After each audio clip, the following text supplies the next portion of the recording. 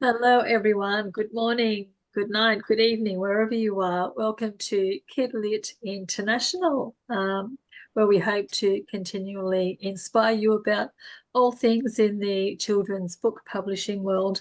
Welcome, Holly, Michelle, Chris, and Sarah. Josh, as I said last week, won't be with us throughout the season. Karen should be on her way back from holidays right now, and she'll be joining us again for week 3. So let's dive right into this week, where we are talking about the American dream, breaking into the US market. Michelle, I know this is your dream. Well, it has been my dream. Yes, it was something that I didn't actually think about until there was a book that I wanted to get published, and I tried to get it published in Australia, and I just kept getting rejected. So I thought, well, I'll just try. It was very much just an experiment. I'll try and see if I can get published in the US, because everybody kept telling me that I had to get an agent if I wanted to get published in the US.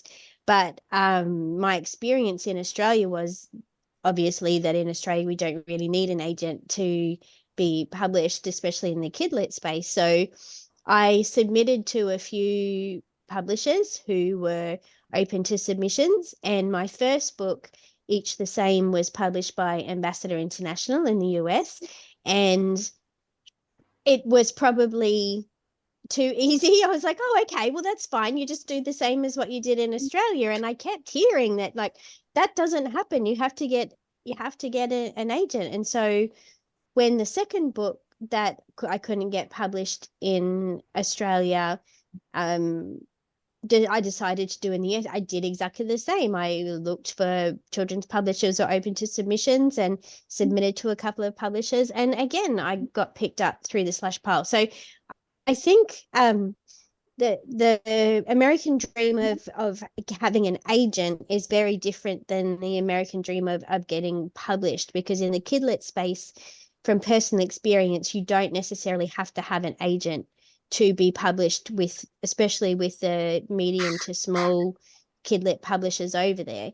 It is my American dream to have a American agent, and I'm actively submitting to American agents.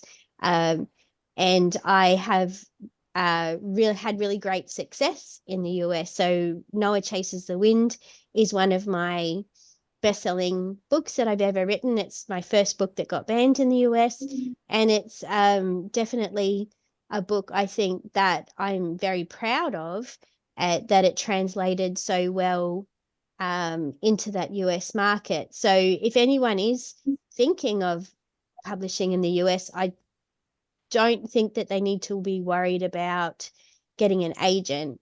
It would be something that I would recommend researching the best publisher for your book and starting for there. Sarah, what's your experience? Well, so I'm published in the US as well through a publishing house, but just one book. So I've got nothing to kind of base it off of for the American market, sort of experience-wise. But if I base it against my experiences in Europe and the UK, it did very much feel like the American dream. It felt like there was first of all, to go back time-wise, it happened so super quickly. I just happened to be speaking to somebody at the publishing house, and I just very cheekily said, I'm just gonna send you a link to this book that I'd love to see in America. It happened to be their submissions window at that time, which I didn't realize. And within a couple of days, I had the email saying, yeah, great, we're going to go for it. And it was all systems go, like straight away. I was almost like knocked off my feet, because suddenly there was this whole team of people in the States who, like, it's a well-oiled machine out there, and their thing is publishing. So in Europe, it's very much, for me, I've found, for like the catalogs, it's about the artwork, it's about the meaning, the translation. In the UK, it's getting into schools. Australia, it's libraries and schools. The US, it's all about the publishing and the publishing community, and yeah, they are this machine, and they know what they're doing. It happens very, very quickly. You have a lot of people on board. Quite a bit is expected from you as an author. I'm not sure, Michelle, if that was your experience, but yeah, they kind of send all these things which they kind of, these expectations from you as an author, for social media, for events, you know, they like to get you onto podcasts and interviews, and it was just a whirlwind. And it was just like this whole package of, this is the pre-launch, this will be the post-launch, you know, the launch date, and then 6 months after, and that's how it's going to look. So when I think of what we think of, you know, especially in the UK, as the American dream, you know, this whole kind of anything can happen, and you have this whole cheerleading group behind you, it felt like that. But like I say, I've only been published with one publisher, so you know, I'm guessing it's not like that with everyone, but I do feel it's the norm. The more people that I speak to who are published in the US, and there's also a huge Kidlit support amongst authors who really sort of rise each other up. And you know, there's like, I think PB Saw at the moment, Pitch Book Saw 24, and they change it each year, and it's all about elevating each other and showcasing each other's books. And so yeah, there is this huge kind of community there, which I think everyone should just try and tap into, just experience it. It's been an amazing experience, very, very different to Europe and the UK. But yeah, I'd like to explore the US more, I think. So I might pick your brain, Michelle. Chris, what's your experience? Coming at it purely from a self-publishing angle, amazingly, about 70% of my book sales have been the US, and primarily through schools because of personal contacts. The one discussion that's been going on with some of my author friends, which is a problem for self-publishing in the US, is, do you buy your own ISBN through Ingram Spark, or do you use Amazon's free one through Kindle Publishing? And the one thing that's really poking up for self-publishers for the US now is the returns policy of some of the companies. If you have one book returned, you've effectively got to sell 10 more just to recover the cost of that one book. You don't have that problem with Amazon because they're print on demand. So you get very, very few returns. If you've got your own ISBN, contractually, the returns policies are painful, to say the least. And it's a discussion I've had, as I say, with several self-publishing people, and it's a concern because the self-publishing space around the world is very, very different depending on whether you want it everywhere or you want Amazon to have control of it. And Amazon do keep control of it. If you go through Kindle, the chances of seeing your book in an actual bookshop, unless someone's requested it, aren't high because obviously they can't make the margins. But then again, if you're going to get hit with such huge returns costs, if a book comes back, is this something you want to do? So hearing both Michelle and Sarah say, actually just approach US publishers, that for me is a really big, wow, I'd never realized that. And it's just gone on my to-do list. It is third on my to-do list, but it's there. And that's definitely a route I'll be looking at very, very rapidly because, as I say, my books seem to do very well in the US. And if I can get some more push behind that, particularly if we go back to what we spoke about last week with the translation, that would be really, really cool. And it is that whole, the way Europeans see the American dream, hearing Sarah describe that is exactly how it feels. So yeah, I will definitely, that's on my to-do list now. Yeah, for me that's really interesting because I always thought, and it's because I hadn't researched it, that you had to have an agent. And you're both there going, no, you don't. So yeah. I've got an agent, but I dealt with them because this was for the heavy bag. So I've retained all the rights because that's self-published. So they dealt purely with me. Yeah. So yeah, that's something I've learned. I never knew that. I just and actually, had can I just made say, that assumption. When I had a meeting with the editor, and I sat down and I didn't actually realize that they were definitely going to take it on, and we had this meeting. She gave me such a talking to, but in a really positive way. She was like, right, you need to stop where you are, and you need to start seeing yourself as a businesswoman. You need to see yourself with value, and we are going to pay you this advance. And I was like, oh, because you're just not used to it in the UK or Europe, because, you know, this is what your property is worth, and this is how I need you to go forward. So I kind of had this real kind of pep talk from her as well. And actually this particular publishing house put on these pep talks for their authors. We have like Zoom events with sort of TEDx speakers and all sorts of people, lifestyle coaches, and they come on, and it's all part of their package. So they really kind of build you up as an author, as a person. So yeah, for me, it was what I was imagining the American dream would be, and how America is from an outsider. That was definitely the experience I had. But like I say, that's just one publishing house, but it was quite surreal. Yeah, that's really interesting. Holly, does Canada differ to the US a great deal, or are they similar? You know, this has been my experience. I actually have collaborated much more and have many more contacts in the US. So that is, well, the majority for me are UK, Australia, and US. So I actually don't have a really large network in Canada of authors. The thing that has come up many times, though, in all the conversations has been owning your own ISBN, and then limiting where you're, limiting or how you expand where you're publishing your book. I've had the majority of conversations have been around where people haven't owned it, and then they've been trying to get the rights to it back. So, like I'm curious what everyone else's take is on it, but myself, I wouldn't recommend anyone not own their own ISBN. Like, the thing is, I know in some countries they cost more as well.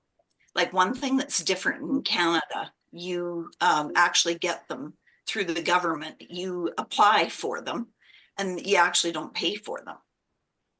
So there is no cost.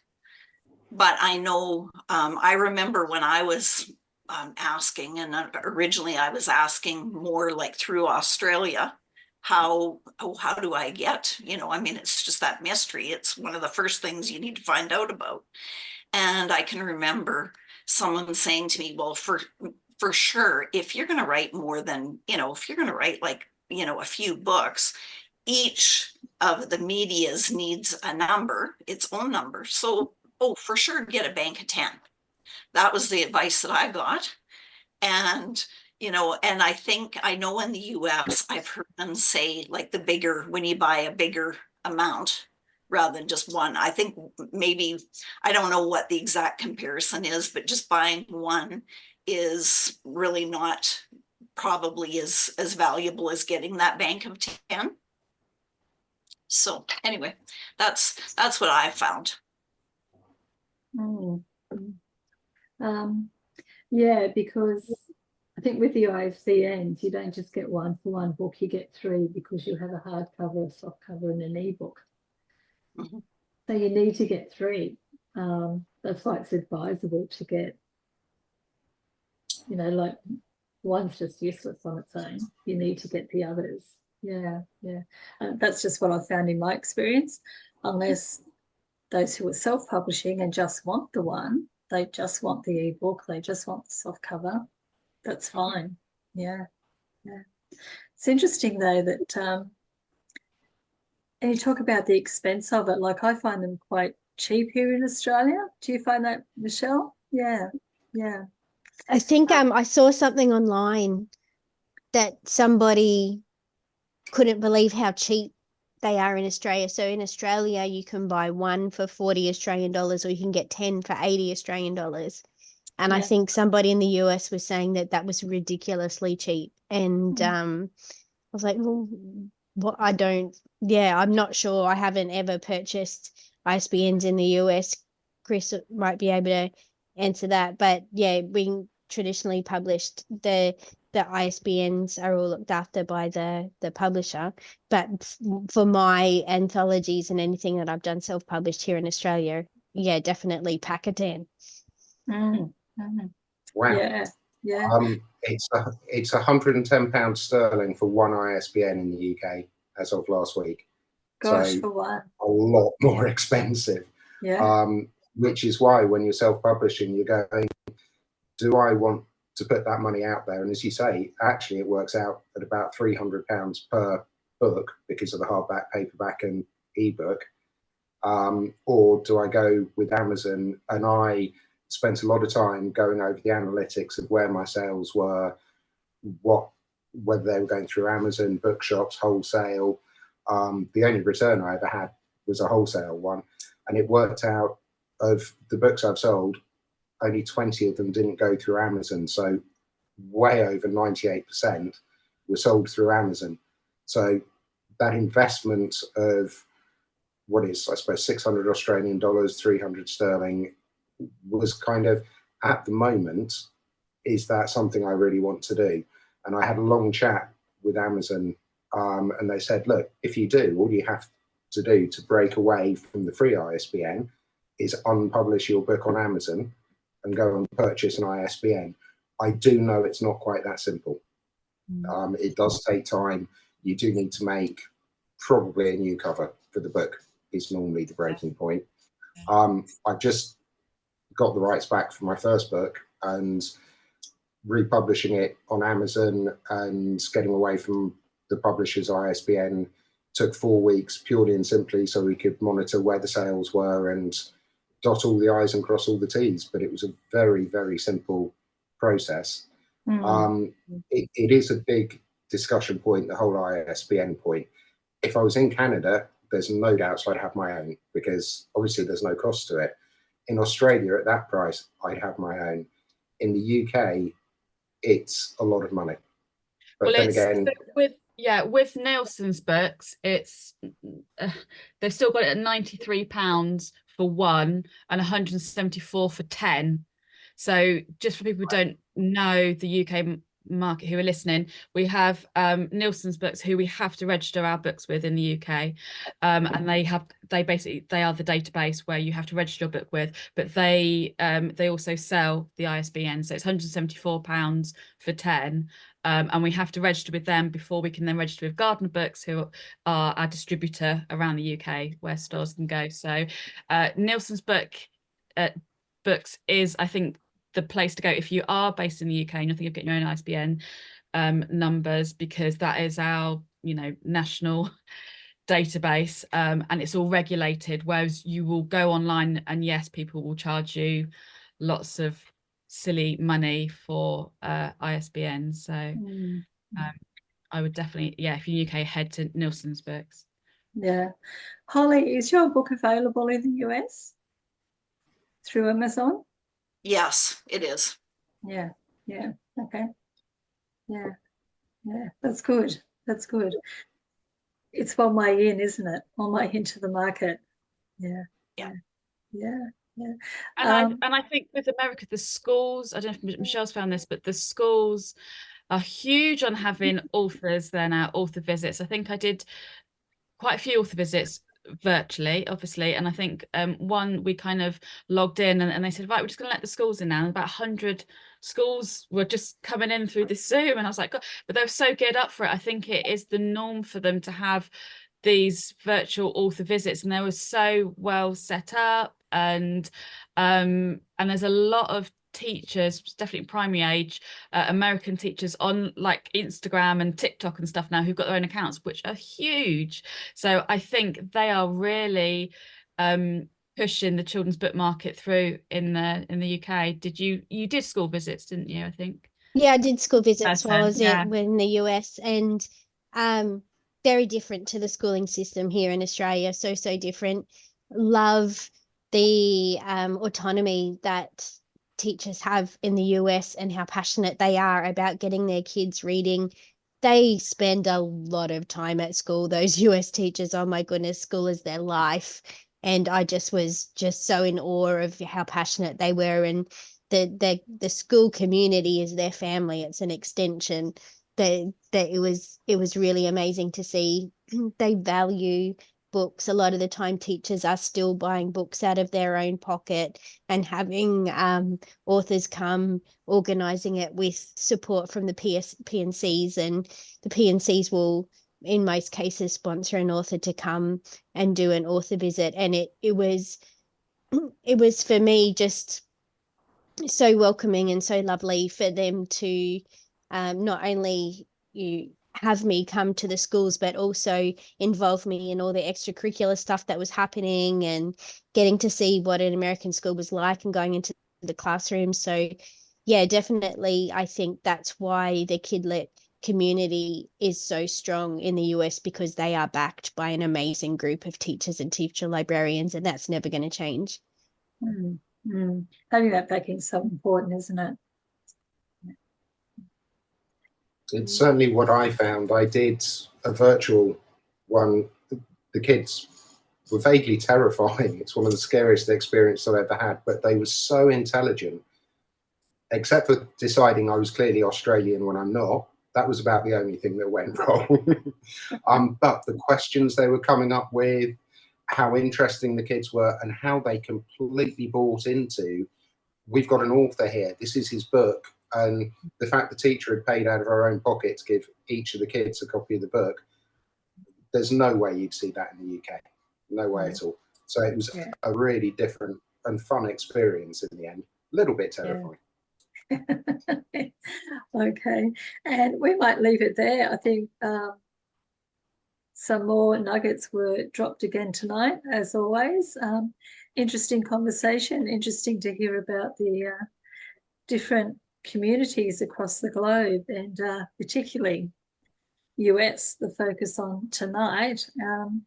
Who knew you didn't need an agent, and who knew all that stuff about ISBNs and costings? That's that was just like really, really interesting for me to learn. So thank you everyone for your input, and we will see you all again next week, where